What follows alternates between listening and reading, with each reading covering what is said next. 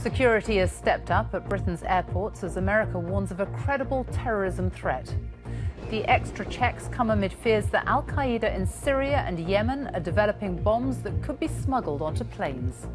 The safety of the travelling public must come first. We mustn't take any risks with that. I hope this won't lead to unnecessary delays, but it's very important that we always put safety first, and we do. So far, the UK's airports are all said to be operating normally. We'll be looking at how credible the threat is. Also tonight, harrowing stories from Iraqis who've escaped areas seized by the Islamist extremists ISIS. Problems with opening hours and making appointments to see a GP lead to patients expressing growing dissatisfaction. Too close for comfort? Almost half of underground drinking water stores in England and Wales are in areas that could be exploited for shale gas and oil. And the rise of the new generation as 20-year-old Eugenie Bouchard becomes the first Canadian to reach a Grand Slam final.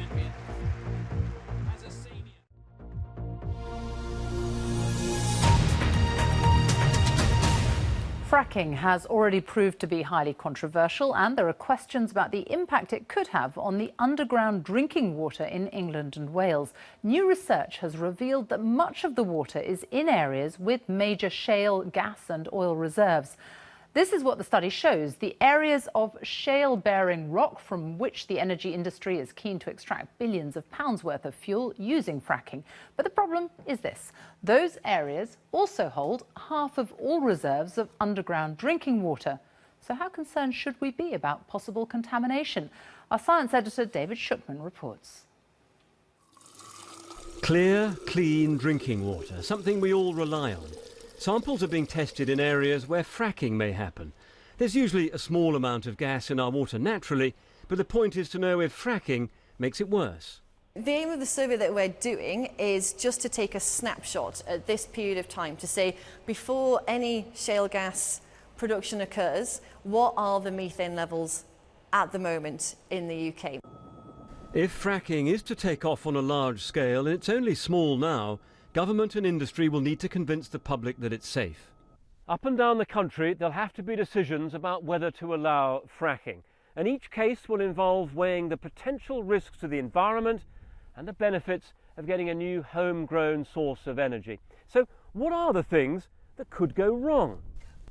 The first concern is that as the well is drilled down into the rock, there could be leaks, especially when the layer of shale is fractured.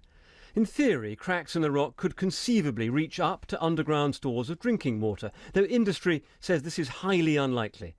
Another concern is that the process of fracking can cause tremors, but these are thought to be small and rare. Then there are challenges above ground as well. Methane could be accidentally released. It's a powerful greenhouse gas. And waste water, pumped back up after the fracking, needs to be dealt with. There is the risk of polluting the land nearby.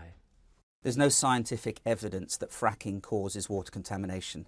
A small percentage of wells, the wells that are used to do the fracking, could leak. It's critically important those wells are checked, not just for you and I, but for our children and our children's children. A 3D map of Britain. Scientists are trying to establish some hard facts about shale and the possible hazards of exploiting it underground, and to share everything with the public. Being open so that people can see what's going on. Even if there's something going wrong, it's very, very clear that it's going wrong straight away. I think if you can do that, then I think the public will have more confidence. That's a lesson from the United States. Fracking operations there often face opposition where people feel they're being kept in the dark about exactly what's happening, especially if their homes are nearby.